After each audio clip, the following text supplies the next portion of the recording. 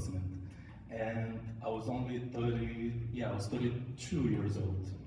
And then one of the doctors that I went, he was like, until what age did you want to dance? And I was like, oh, until 42. He was like, okay, so you're only 10 years younger. So you have more opportunity to explore.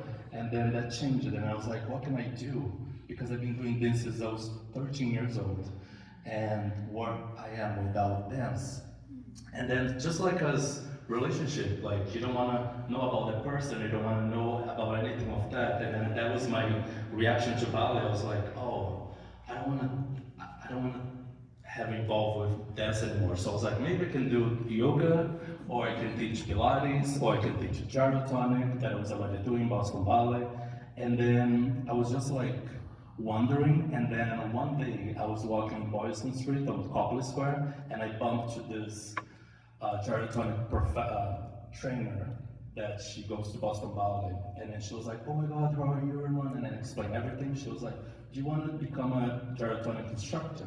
I'm giving a course next month. And I was like, that's the sign of what I need to do. And then that's how I went and did the course, and now I'm a gyrotonic instructor and also a private ballet teacher. And that's it. And that's my story about this ballet, the full moment circle around.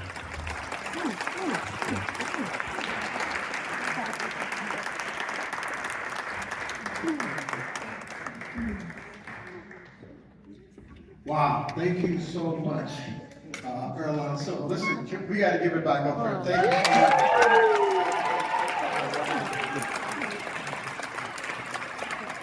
So we have all come into this room together this evening, and we've all just experienced art together, right? With people that maybe we met tonight, maybe with people we came with, but we all got together this evening and we experienced art together. And at the Jar, art is the campfire around which we gather. It may not always be dance, it may be a play, it may be a reading, it may be a comedian, but art is always the campfire around which we gather. So let me tell you a little bit about how the rest of the night is going to go. The bar's still open. And we're going to set you guys up in some groups, okay? We're going to split folks into groups. We're going to put 20 minutes on the clock, and we're going to put what's called a provocation before you to discuss. All the provocations throughout the evening will be on the screen. So we're going to put you in groups. We're going to put 20 minutes on the clock. We'll come by and let you know when we're at the halfway mark. We'll come by and give you a 2-minute warning, and that's what the next stage is going to look like. You guys got it? All right, let's do this. Cool. So we have just a couple of group agreements just to keep the conversation flowing. Those of you who've been here before know them. So the first one, maybe, is let everybody speak at least once before you speak again. This is just a time thing, okay? Let everybody speak at least once before you speak again. 2, if you are the kind of person who tends to interrupt, maybe ask yourself, is my interruption additive? Or is it derailing what's happening? If it's derailing, stop it. And the third one is something we call ouch oops. People know ouch oops? Some folks know this? Okay, cool. Basically, in a room like this, which is super different, there's bound to be moments where like you're meeting someone who's different than you and you're having a moment of like cool frisson over something that's different.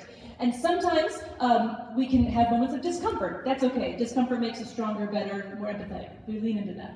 But there's a difference between discomfort and harm, right? So if somebody says something that's harmful, we don't want that to happen. So if that happens, what do you say? Ouch. That kind of raises the flag. Hey, this thing happened. If somebody says ouch to something you've said, you don't need to leave. You're not a bad person. You can stay. You simply say,